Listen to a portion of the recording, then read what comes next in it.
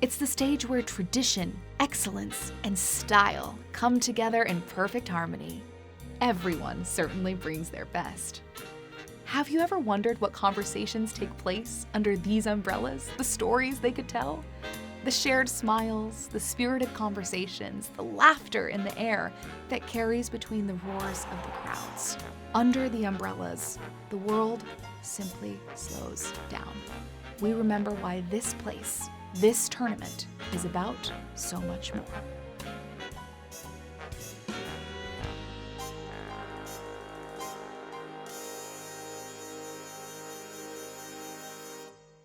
Hi, I'm Dixon, and today Dylan Dreyer is under the umbrellas, the co-host. So excited. Yeah, I know, I'm so excited to have you here too. We're back at Augusta National. Yes.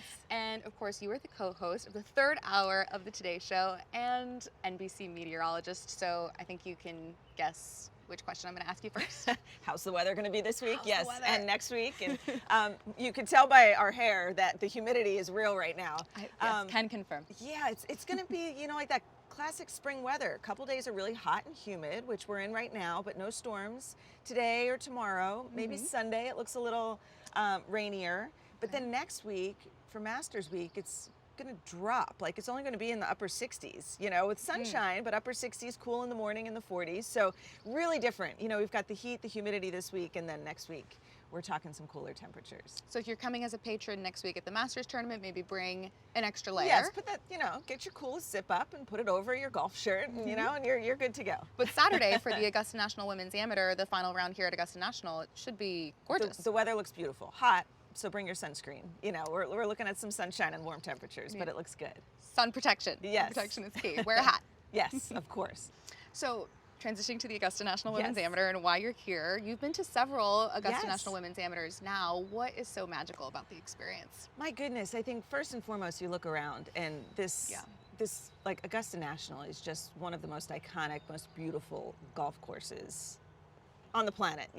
So just being here in and of itself is incredible. And for these women, the top amateur women players in the world get the opportunity to play here in, a tournament setting. The first year I came down, we just walked around and watched them play, and getting the opportunity to walk Augusta National is beautiful, but then the level of golf you're watching, and these are like the up and coming, future LPGA players. They are so good. The fact that you can have a 15-year-old on this course who's just crushing it, and the 15 to 24-year-old, I think it is this year, like the fact that that's the folks who are doing so good. These women are incredible, and I love to see that, and I love this opportunity for them. And I know you love storytelling. You'll be telling some of those stories on the Today Show later this morning as you're doing a hit. What are some of the stories you're sharing with the Today Show audience? So I read an article about Lottie Woad and how, think about it. Last year, she was down 2, and then on the last 4 holes, birdies 3 of them. She said in this article that she focuses so much on breathing and just how breath just calms you and centers you. She's not thinking about where the ball's going to go or what her plan is. She's breathing. And I've gotten into breathing a lot with my kids lately because they get a little anxious before bed and they don't want to, sleep in their own bed, and it's a whole thing. And there's like it's a different episode of the show. Yeah, it's a different episode. But we've been doing the box breathing and all that stuff, and the extra oxygen to your brain just does something, And for her to use something as simple as breathing, what sounds so simple, but when you really focus on it, and she adds counting to it too, so it just focuses your brain on breathing and counting. So that when, she knows what to do, she knows how to hit the ball, she knows where it needs to go. So if you could shut off all those little extra things that are fluttering around in your brain, it worked for her last year. The fact that she's tied for the lead this year, it would be interesting to see if she can make it a repeat. I need to do some of this breathing that you speak of.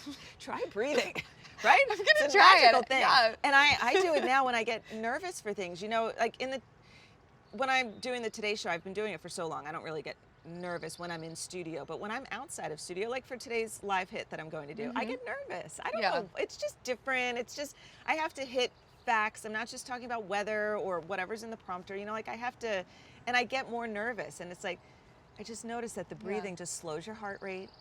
and it just calms Grounds you you. down. It grounds you a little bit. Yes. So the show is called Under the Umbrellas, and when you came down this morning and you saw this singular Yes. umbrella sitting here, what feeling did that evoke? First of all, it's beautiful. Thank and you. I think Our crew has worked very hard on yes, this. I know. It's just, I mean, it's stunning. I'm like, man, I wish I had a nice backyard to put up a nice umbrella like this.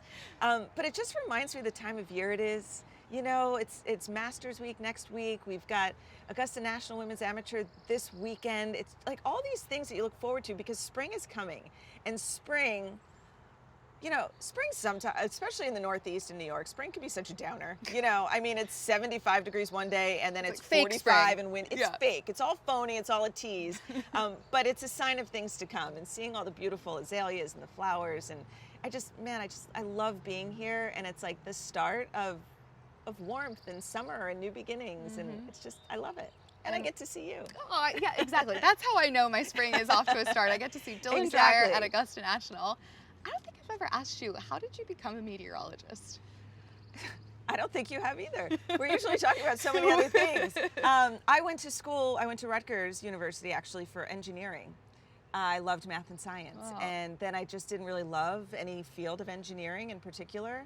So I was able to switch all my credits to meteorology, which I always loved. But, you know, nowadays kids learn about weather in school. You know, first, second grade teachers are asking me to talk to their kids because they're doing a weather lesson in school. And I'm like, really? I never had that. So it really wasn't until college that I learned I could study meteorology. And then, you know, I just followed one thing after another and got into TV with it. And then how did meteorology bring you to the Today Show? I mean, right place, right time, knowing the right people. There was maybe an opening at the Today Show for a weekend meteorologist, but it's not really a position, but maybe you should talk to some people. And, you know, I talked to those people and things went well, but it was like, don't get your hopes up because it's not really an opportunity right now. Sure. And, you know, and then it was just like months and months of just wondering what could happen, but I was very content. I was working in local news at the NBC station in Boston, so met my husband up there. I was ready to just set up shop there, and then things just happened, you know, and do you want to come to the Today Show? Yes, I do. Yes, I do. Yes.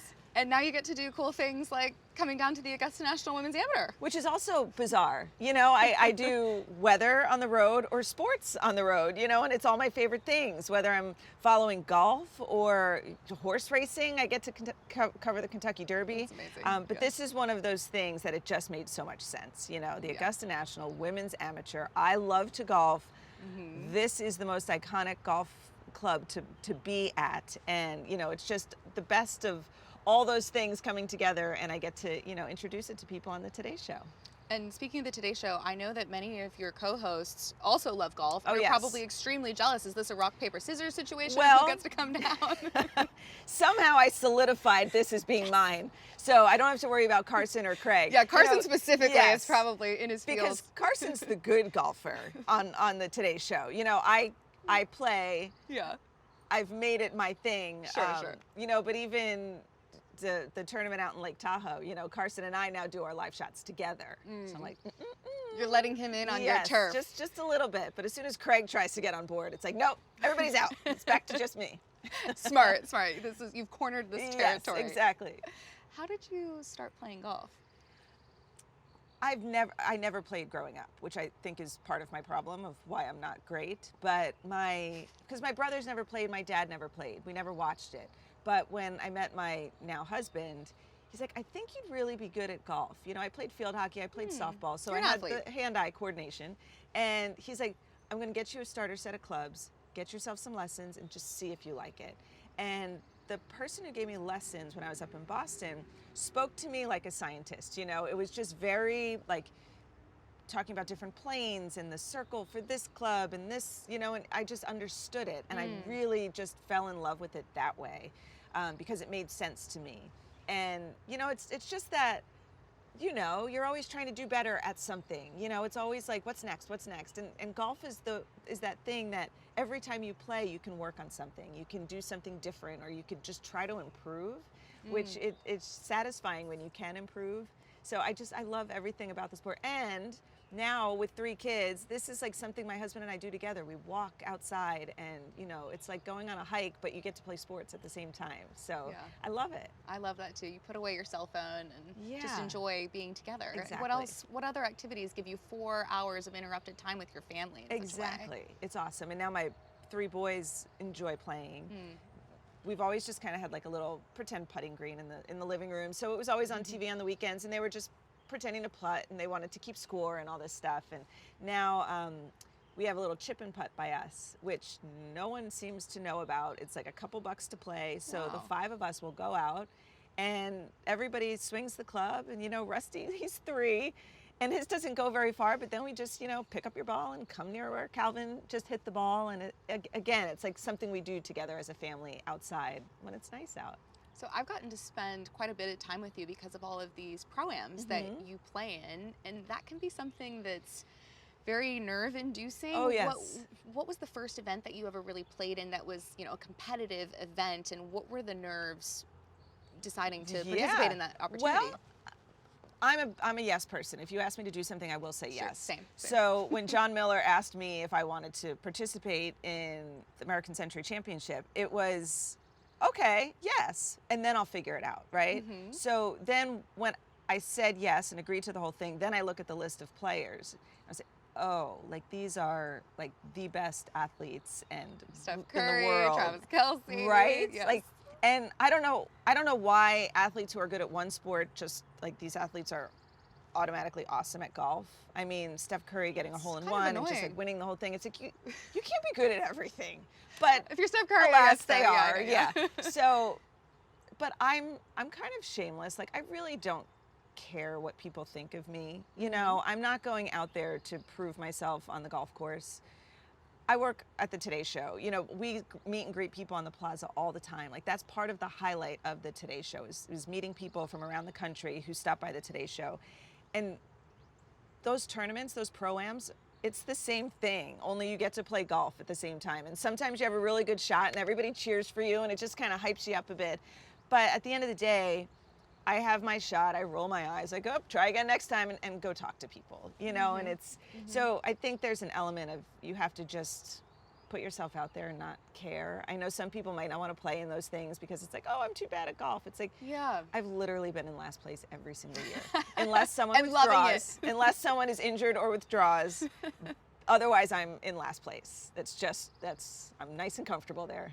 But you've made so many friendships from doing that. You've had so many incredible experiences, and being able to put yourself out there with golf. I mean, that's why you're here, and just think about what's come from it. I was talking to a 7th grade class, and I was, giving advice and talking about weather and journalism and all that kind of stuff. And at the end, I'm like, if I could just say one more thing, learn to play golf. It will open up so many doors for you.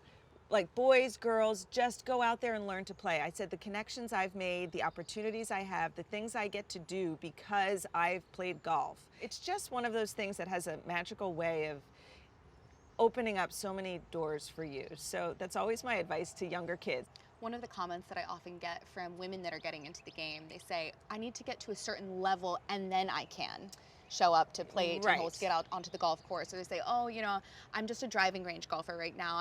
What do you say to women that are maybe feeling a little timid about getting out there and putting themselves out there? It is intimidating because, you go out with one other person, you usually get paired up with 2 other people, and if it's men on the golf course, you take that first swing and you duff it and it's embarrassing, and it's really, you feel like oh God, now we got to play with them, and they're like, so when I first went on the golf course, and it was actually pretty quickly, Brian, my husband, he said, listen, tee off, I'll tee off, wherever, like it was a best ball with him. Wherever his ball goes, I'm just going to drop my ball where his ball goes. So this way, when you're with that group, you're not holding them up, because that's the big thing. Like nobody wants to be held up. Like for the guy who takes 20 swings before you actually hit the ball, like let's just go here. Like we're not winning anything. Let's just keep it moving.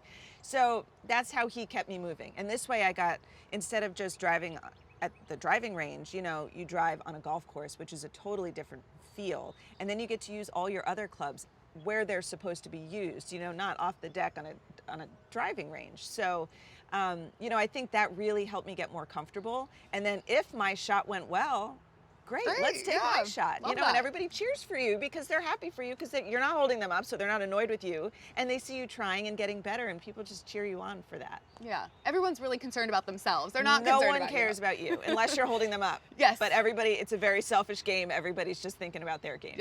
Yes, very much so. One last thing. Most golfers, especially professional golfers, consider themselves to not just be amateur meteorologists, but professional meteorologists. What is your advice to a golfer checking the weather that does more than just AugustaWeather.com? Yes. Okay. I will say one thing. When you open your phone and there's the weather app on your phone and it shows a cloud with rain, that doesn't mean it's going to rain all day. So when people tell me like, oh, Saturday's going to rain. It's like, yeah, at 6 in the morning for about 20 minutes. So just know that icon on your phone is not to be believed. And if you really want an accurate forecast, right, because I can't call each and every one of them up personally, although happy to offer my services, go to the National Weather Service website for wherever you're playing, because that is going to, there's a team of meteorologists in an office in that town. It's literally their job. It's their job to make the hour-by-hour forecast for that town. Go there, and you will have a much more accurate forecast than whatever you pull up on your phone. Okay, you heard it here first. Yes. Excellent advice. Dylan, thank you for joining us under the umbrellas. Thanks so much for having me.